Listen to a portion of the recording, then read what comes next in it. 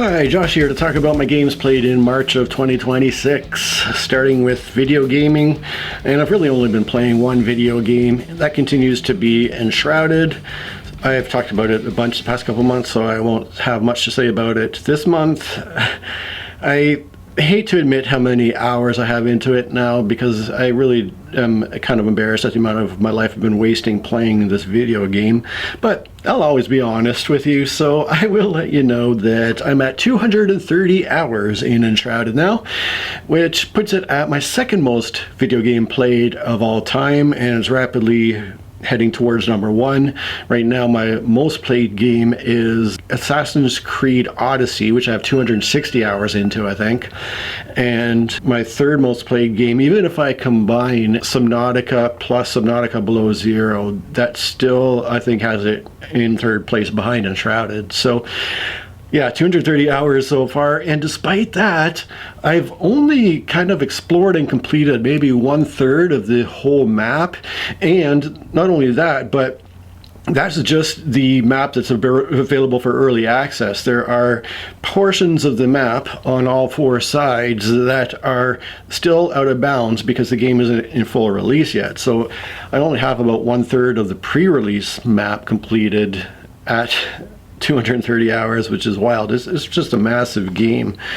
But yeah, I think I need to slow it down a bit, maybe step away, take a little bit of time away and focus on some other things in my life. In terms of board games, I have 5 games to talk about, 3 of which are new to me, and 2 of which are really quite bad board games. So we're going to go in order of my lowest rated, highest rated of these games, starting with a game called BOOoop, which is a version 2 of a game called BOOoop.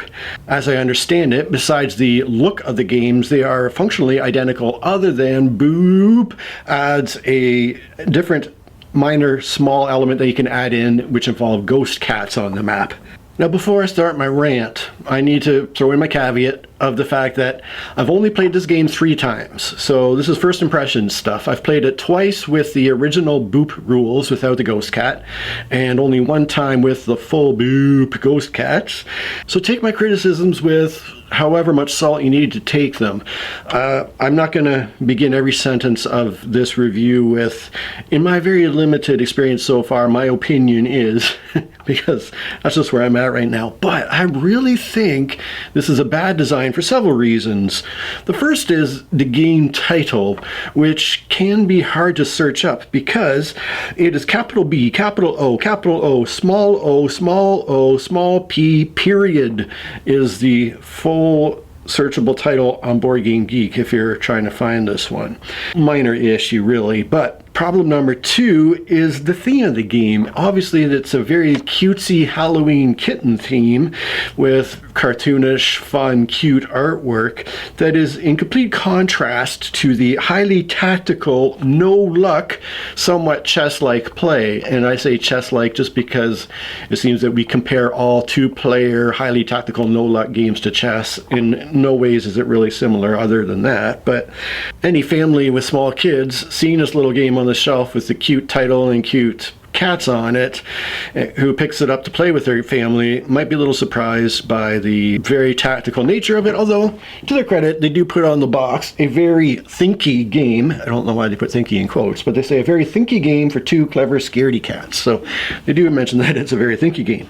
Problem number 3 is bad production decisions, because the board is played, basically you take the bottom of the game box, flip it upside down, put this slightly plush pillowy thing on top of it, then put your wooden cats and kittens on top of that to play the actual game. Now, between the slipperiness of the pillowy part on top of the box top and the plushiness of the board itself, the kittens pieces are constantly falling over with the slightest amount of jostling, so it creates a slightly frustrating play experience. The second bad production choice is the fact that the kittens and the cats look too similar at first glance. It's important in this game to be able to tell a kitten piece from a cat piece, and they really didn't go to enough length, I think, to distinguish those 2 types of pieces on the board, which is another minor barrier to gameplay. Now, where I really have a problem with this game is that I feel it is a truly terrible game design in that when you compare it to games like chess, there is no forward progression in the game, and players through their play are constantly resetting the board state to a close to starting position, kind of, but there's no forward progression, which means that it feels like the game can literally never end unless one player or the other makes a mistake that allows the other player to win the game. So when you contrast that to classic games like chess, checkers, or backgammon, or even more modern, highly tactical two-player games like Hive or Mr. Jack, all of those games have a forward progression of the game where, regardless of whether a player is currently actively winning the game or not, the game is moving forward to a conclusion, and one way or the other, it's going to reach an ending and somebody's going to win, or I guess draw in chess. I think you can draw in Hive too. Anyways, the point is the games are progressing forward, whereas this particular game, there is no forward progression, and I think it's probably possible to have literally a never-ending game. Our games, when I played this game with my older son Evan for all three of these games, and our games were lasting about 15 minutes, which to me was feeling like forever in what is really a simple get three pieces in a row sort of type of game. And so lasting for 15 minutes was feeling like it was taking ages to finish a game until I went to BoardGameGeek and I checked the listed playtime for the game, and I saw that they had listed their playtime as 25 to 35 minutes, which would be an absolute nightmare of boredom. I couldn't imagine playing this game for 35 minutes. So I think this is a really, really big problem in the design of the game. And you know, like I said at the beginning, I don't have much experience with the game, so I'm not exactly speaking from a lot of expertise here. It's just a first impression thing.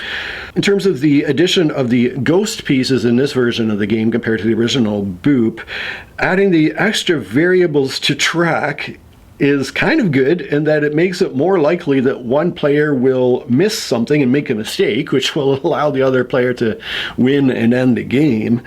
Other than that, it does add more chaos. I suppose that for someone who finds the basic placing a cat mechanism to get old fairly quickly, that could add something new and interesting to the game for sure. Overall, it doesn't hurt to have it, I don't think. But anyways, I personally rate this game a 2 out of 10 as being a highly flawed game in all aspects.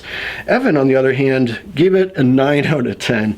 And I had to laugh because when I asked Evan for his first impression rating, he struggles because Evan is somebody who just loves all games, and so his first impression always is to give a game 10 out of 10 when he plays it. And he said to me that my problem with rating games is that I love all games except maybe Dro Polter, and even that one I still kind of like playing. So everything else he wants to give it 10 out of 10, but this one he only gave it a 9 out of 10. So, but he has asked to play it again since then, and I imagine we will play it some more because I love playing games with Evan regardless of how good I think the game is or not. Moving on now to a game that has some similarly bad decisions in its design, I think, is a game called Tea Witches. I played this game with 3 other very experienced adult board gamers, so there were 4 of us around the table, and just as with BOOoop here, there was really an astonishingly bad decision made to put a very cutesy theme with very cutesy artwork on a game that ended up being a highly complex and very long playing Euro-style game that took the 4 of us 3 hours to play, even though we're all very experienced gamers. So it's, again, a very similar situation where any family in a game store is going to look at this game, see Tea Witches, cute name, cute artwork, cute theme, and think, oh, this will be fun for our family. And then they'll sit down and play it with their kids, and they'll look at the rule book and immediately start breaking down in tears because this game is so complex and takes such a long time to play.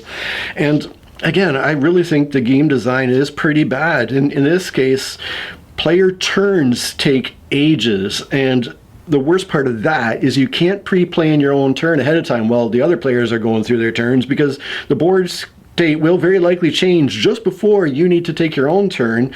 So there's really no point in trying to plan out too much of what you're going to do. And in fact, towards the end of our 4-player game, when game turns were getting quite long towards the end of the game, we were waiting for up to 15 minutes for our turn to come around again, with maybe each player taking 5 minutes to work out all the stuff on their turn. And so, and you got nothing to do. You're not interacting with what the other player is doing, except for a tiny moment at the very end of the turn when you check to see if an order is fulfilled. Other than that, you're just sitting there watching what they're doing, waiting for your turn to come. And I guess the nice thing is it affords you an opportunity to chit chat with the other players, which I like doing anyways. But yeah, overall, this is just another example of where a heavier Euro style game desperately needed that extra development, that editing, to strip away all the excess bloat, pull out the core fun in the game, and find that treasure that's buried under all that other fluff and make it just a snappy, fun game to go along with that really admittedly great artwork and the great component production. They put so much into the production of this game. It has this huge plastic turntable thing that rotates the board and stuff, and so it's a really well done game from a physical production standpoint. But my lord, I think they really dropped the ball on certain aspects here. So I ended up rating this game only 3 out of 10. Just really bafflingly bad decisions in my opinion. Again, based on one single play, so as much salt as you need there. Alright, so moving on now to a game called Toy Battle, which is one that I picked up in my local-ish game store recently, thanks to my Patreon supporters who allow me to have any budget whatsoever for entertainment and fun things like picking up the occasional game. Without the support of my Patreon supporters, I really don't think that I could spend any money on hobby-related stuff. So extremely grateful to my Patreon supporters.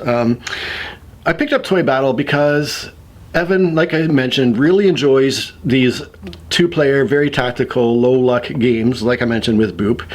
And because I did not enjoy BOOoop, I wanted to give this one a shot, see if it would perhaps be better.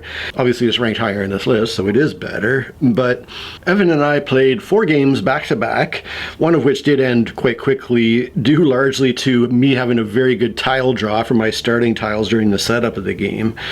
I will say that in terms of first impressions, the theme itself doesn't appeal to me with this toy theme to the game, although I do think they did a really great job with the artwork and the visual presentation of the game, the components and all that. I think they did a great job of the physical presentation of the game. It does have interesting tactical gameplay, which I guess the only luck in the game is the tiles you draw. Every time you have to draw tiles, the rest of the game is just entirely tactical, no luck play. But that tile draw is a disproportionately large element of how well you do at the game, in my first impression opinions, because it really does seem like a lot depends on which tiles you happen to have in hand at any given moment.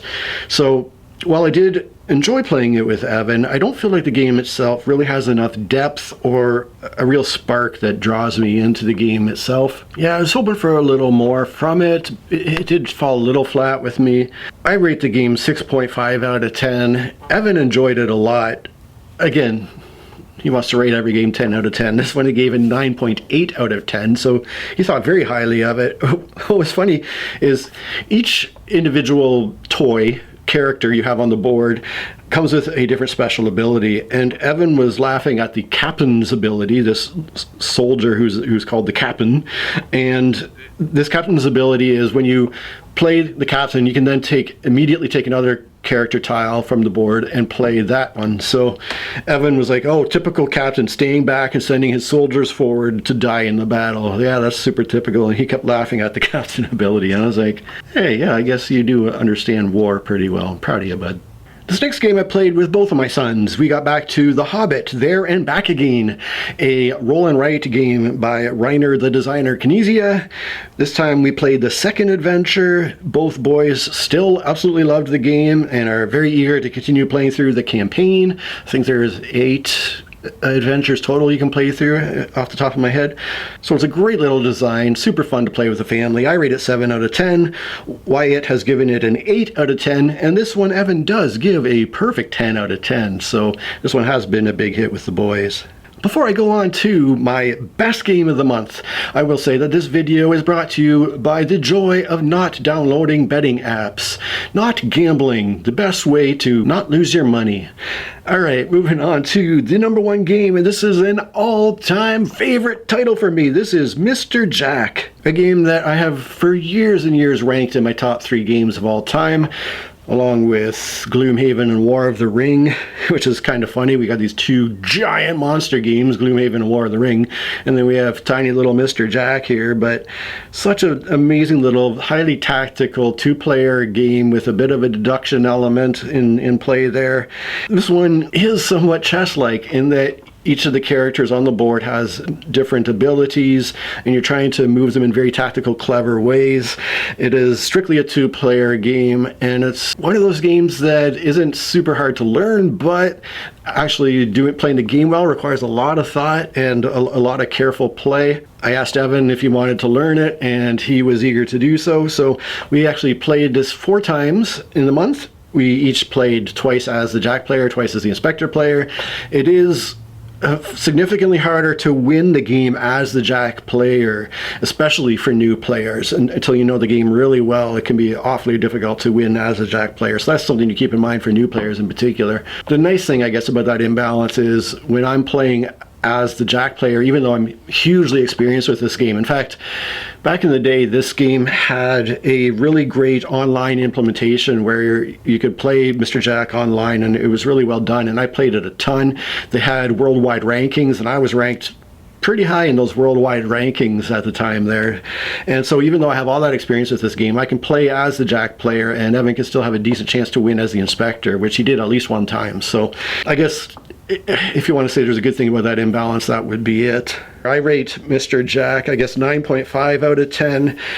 It has a cool expansion as well, but it also has another implementation called Mr. Jack in New York that I rate 10 out of 10, that if I had to pick one of the series, because there's also Mr. Jack Pocket, a tiny version of the game that, if anything, is even more brain-burny than the original Mr. Jack, despite its tiny size. And then there's also Le Fantôme de l'Opéra, which, although it is not thematically in the Mr. Jack universe, it is very, very much within the gameplay Mr. Jack universe, if that makes sense. It's very much based on the Mr. Jack gameplay system, and in fact, Le Fantôme de l'Opéra is probably the easiest of the series of games to play for a new player, so it's one that I would recommend starting out with for somebody who might be interested in this type of game and who maybe doesn't have a lot of gaming experience.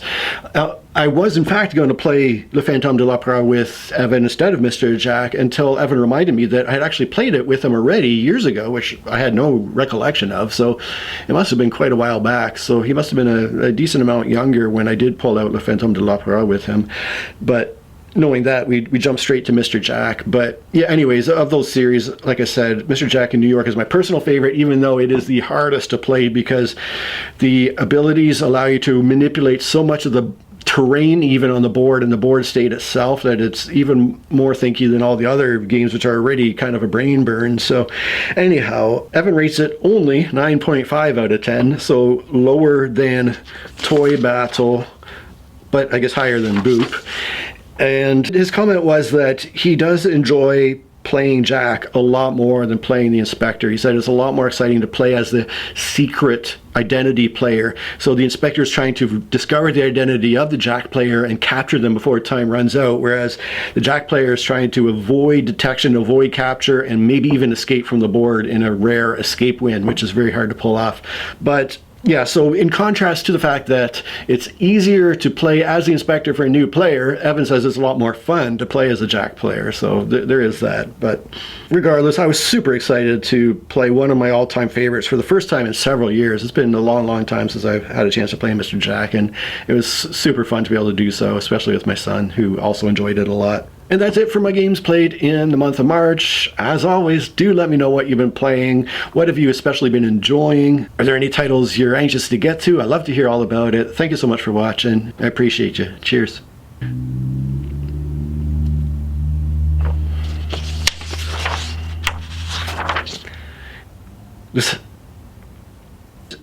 the game is, he wants to ask it to play. Obviously, it's come and ranked higher, and obviously, before going, although in contrast to that, Evan's comments were that he only, well, let's get to the rating here.